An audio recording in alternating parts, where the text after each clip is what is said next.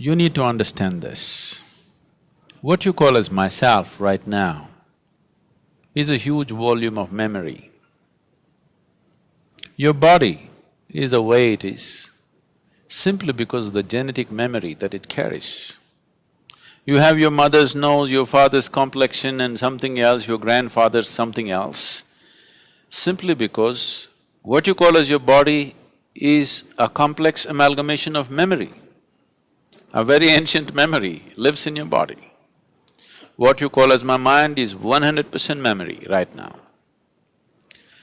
So you are a huge heap of memory in many ways. And memory goes into you in different ways. Through all the five senses you gather memory. What you see, what you hear, what you smell, what you taste, what you touch. Of all these five different ways of gathering memory, what you see and what you touch are the deepest forms of memory.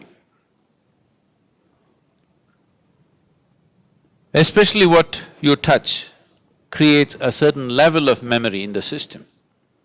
So when you say a spouse, you have touched, and there is a certain level of memory. Now, your divorce means in some way you're trying to rip that memory off, and that's not going to be easy for various reasons. But at the same time, the very fact that you're going through your divorce means you want to be finished with that memory in some way. Maybe not erase that memory, but someone who was a spouse, someone who was in many ways a part of your life, slowly for whatever reason you have begun to experience them as a baggage that you're unwilling to carry. So, you want to keep the baggage aside, but you find the baggage is not something that you voluntarily carry, it is something that compulsively sticks to you. So when whatever sticks to you compulsively, if you try to rip it off, there will be pain. See if you can get rid of your mother from your system. You will see it's impossible. So similarly, memory has built up about your spouse, you can't just get rid of it just like that.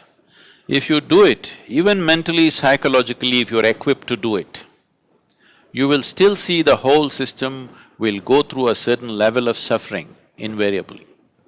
Even if emotionally, psychologically you're in a balanced state that you can deal with it, the system will go through a certain process. You will see that especially when you are taken away from your spouse, either through divorce or death, you will see the memory within your system plays up much more strongly when they're not here. Particularly when death happens, you will see the memory of your spouse works in every cell in your body, if you have lived long enough together. It is not just an emotional and psychological process, it is a very physical process. So divorce is a voluntary death. You have decided to kill something that is a part of you in some way. It is because of this reason that having this understanding of the existence and the way the system functions, that they always told you, till death do you apart, you will not part. Because there is a physical memory about this, and the body doesn't have the balance of the mind. The mind can decide and turn around, but the body cannot turn around. The more memory you build into it, the more confused it becomes. So one type of memory, body handles it much better. Now that you've chosen to divorce for whatever reasons, which I don't want to delve into, if it could be avoided, that would be best. But for some reason, you have come to that situation where this has to happen. You need to understand this, that divorce essentially means you have chosen to kill something which is a part of you. because what you call as myself is just a certain volume of memory. Now, to how to conduct this gracefully. Most people think the best way to conduct a divorce is immediately jump into another relationship and another relationship of the same kind. No, you will cause much more struggle and turmoil within the system by doing that. It's extremely important the body has enough time to work out the memory. The body has enough time to keep the memory at a certain distance. Otherwise, you will render yourself to a space where to make yourself peaceful and joyful will become an extremely hard thing to do in your life. So conducting this process gracefully and well is important, as it is important to conduct every aspect of your life gracefully and well.